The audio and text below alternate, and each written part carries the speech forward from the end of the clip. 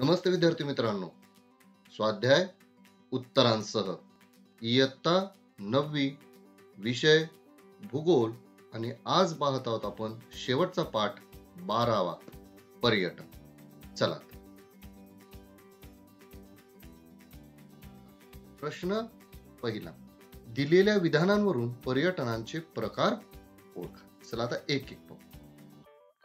एक, माया संस्कृतीमधील वास्तुरचना कौशल्याची वैशिष्ट्ये जाणण्यासाठी हेमंत कुमार मेक्सिकोला जाऊन आले.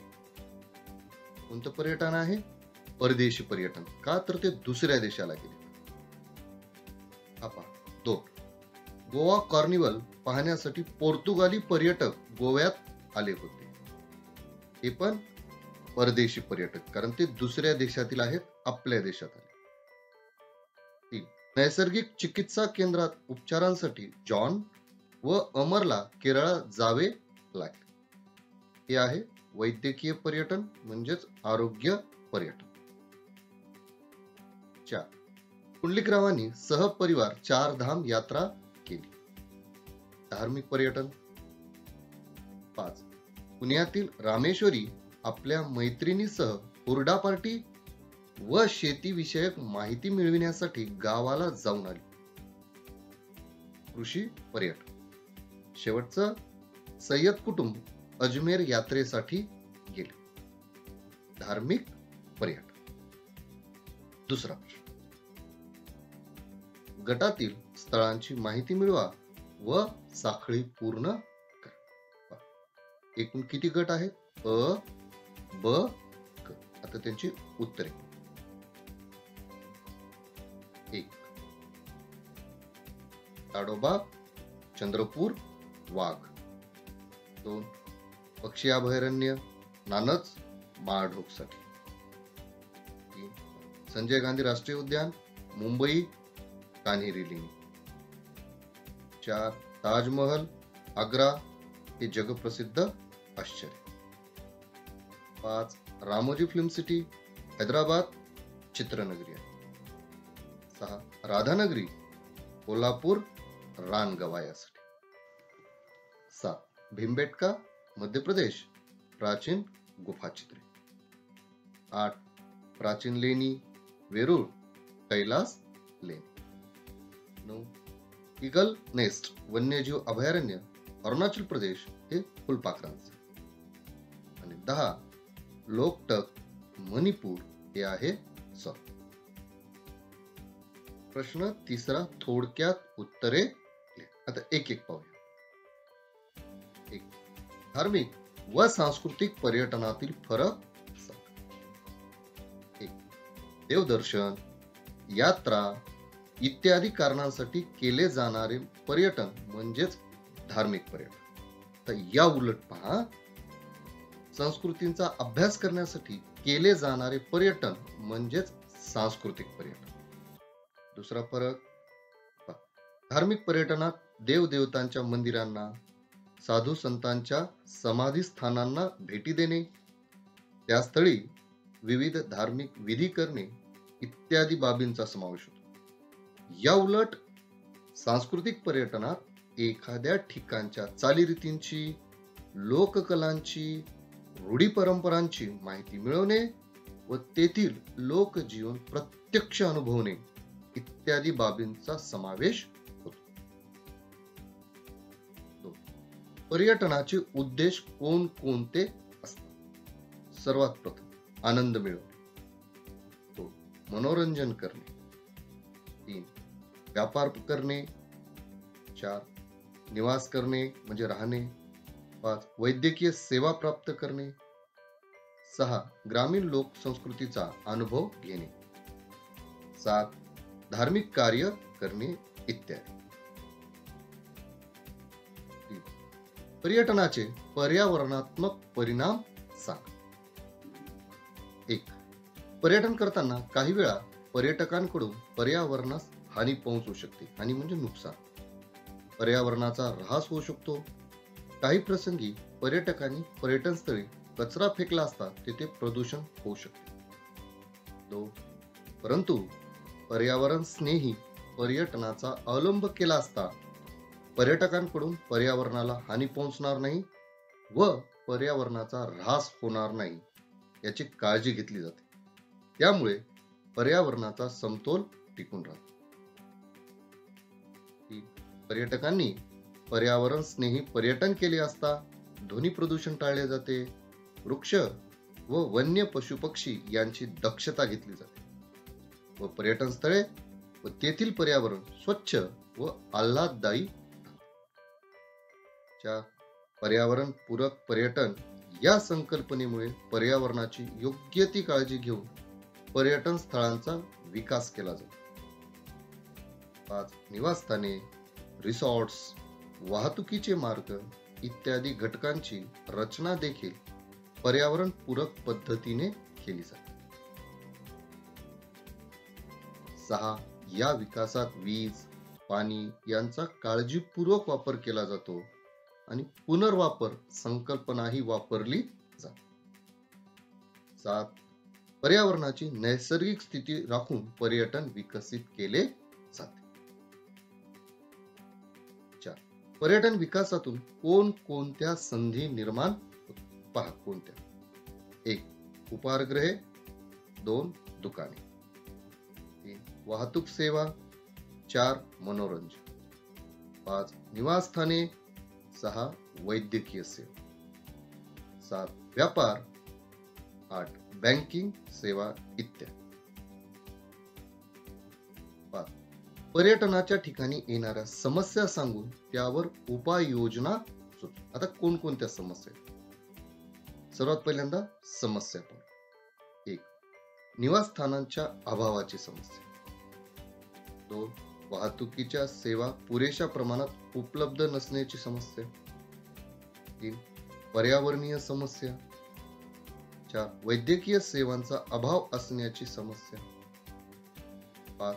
संपर्क साधनांची उपलब्धता नसल्याची समस्या इत्यादी. आता यावर उपाय पहा काय करतात. 1. शासनाने पर्यटनाच्या ठिकाणी वाजवी म्हणजे योग्य मोबदल्यात पुरेशा प्रमाणात निवासाच्या व्यवस्था उपलब्ध करून देणे. 2. वाहतुकीच्या जलद सेवा खेडोपाड्यांपर्यंत पोहोचवणे. 3. पर्यटन ठिकाणी स्वच्छता निरीक्षकांची नियुक्ती करणे व त्यांना पर्यटन स्थळे स्वच्छ राहण्यासाठी आवश्यक त्या उपाययोजना राबवण्याचे अधिकार देणे. 4. पर्यटन स्थळी वैद्यकीय सेवा नियमित स्वरूपात उपलब्ध करून देणे.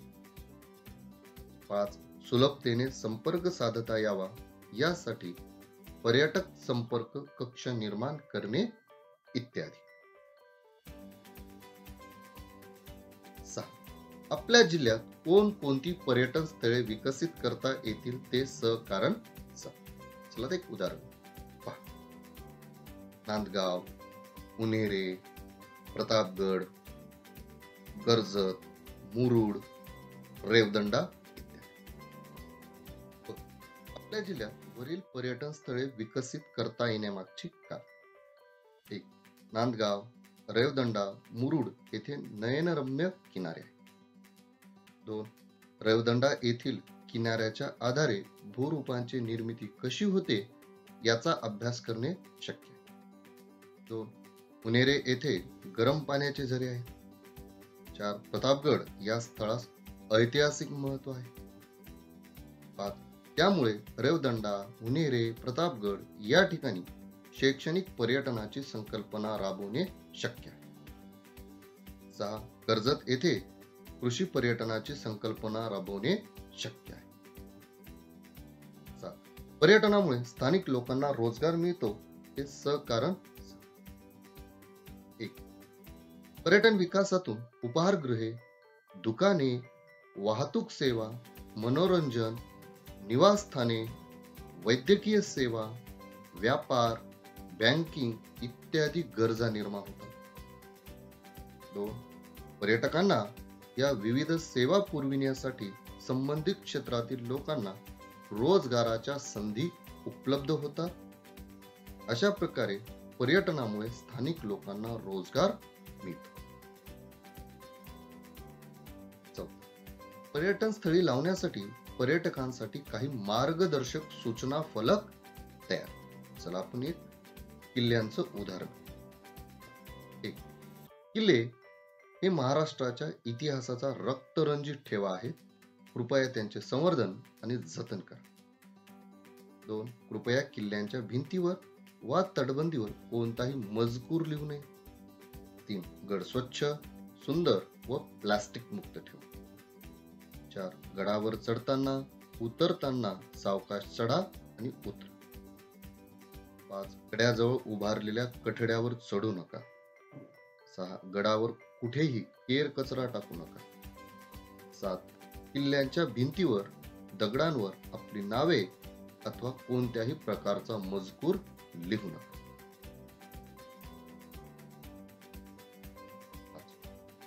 पर्यटनासंबंधी अतिथी देवो भव ही भूमिका कितपत योग्य आहे ते स्पष्ट.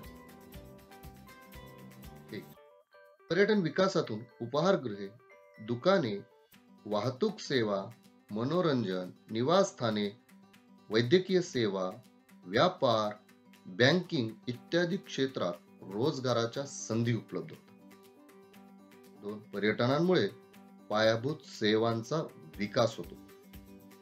3, पर्यटनामुळे देशास परकीय चलन प्राप्त होते. 4, पर्यटनामुळे देशाची आर्थिक स्थिती सुधारण्यास मदत होते. त्यामुळे पर्यटनासंबंधी अतिथी देवो भव ही भूमिका अतिशय योग्य आहे. शेवटचा प्रश्न आहे 6वा. महाराष्ट्रातील पर्यटन स्थळांचा नकाशा दिला आहे. त्याच्या आधारे खालील प्रश्नांची उत्तरे लिहा. पहा विद्यार्थी, महाराष्ट्र राज्य प्रमुख पर्यटन स्थळ आणि वाहतूक मार्गांचा प्रश्न. 1, गरम पाण्याचे झरे असलेल्या ठिकाणांची यादी करा आणि ही ठिकाणे येथे असण्याचे कारण सांगा. 1, वज्रेश्वरी, कुणकेश्वर, पुनपदेव, सौ, कापेश्वर इत्यादी. या ठिकाणी भूअंतर्गत तुलनेने अधिक उष्णता असल्यामुळे येथे गरम पाण्याचे झरे असण्याची शक्यता आहे. वाहतुकीचे मार्ग व पर्यटन स्थळांचा विकास यांचा सहसंबंध कोणत्या ठिकाणी दिसून येतो? मुंबई, पुणे, नागपूर, नाशिक, कोल्हापूर, नांदेड, शेगाव, औरंगाबाद, रत्नागिरी, सोलापूर. विद्यार्थी मित्रांनो, या ठिकाणी या पाठाचा स्वाध्याय संपतो. विद्यार्थी मित्रांनो, अत्यंत महत्वाचं वर्ष म्हणजे पुढच्या वर्षीचं 10वीचं. इतिहास, भूगोल, राज्यशास्त्राच्या पाठांचे अत्यंत सचित्र सादरीकरण असणारे पाठ, त्याचबरोबर प्रत्येक पाठाच्या घटक चाचण्या, त्यांची लिखित उत्तरे बोर्ड पॅटर्न प्रमाणे, इतिहास, भूगोल, राज्यशास्त्र आणि हिंदीच्या पाठांचे स्वाध्याय, त्यांची पण उत्तरे बोर्ड पॅटर्न प्रमाणे, आणि शालेय जीवनातील एक अत्यंत प्रतिष्ठेची परीक्षा ती म्हणजे राष्ट्रीय प्रज्ञाशोध परीक्षा, यासाठी लागणारे सर्व साहित्य, MCQ विथ आन्सरचे पाठ, त्यांचे राऊंड आणि सर्व मटेरियल तुम्हाला चॅनलवर उपलब्ध आहे. विद्यार्थी मित्रांनो, आमचा पाठ, आमची मेहनत जर आपल्याला आवडली असेल तर चॅनलला सबस्क्राईब जरूर करा, लाईक करा, शेअर करा. या सर्व पाठांच्या लिंक तुम्हाला खाली डिस्क्रिप्शन बॉक्स मध्ये पाहायला मिळेल. चला तर भेटूया अशाच नवनवीन व्हिडिओ पाठांसह. आपल्या सर्वांचे धन्यवाद.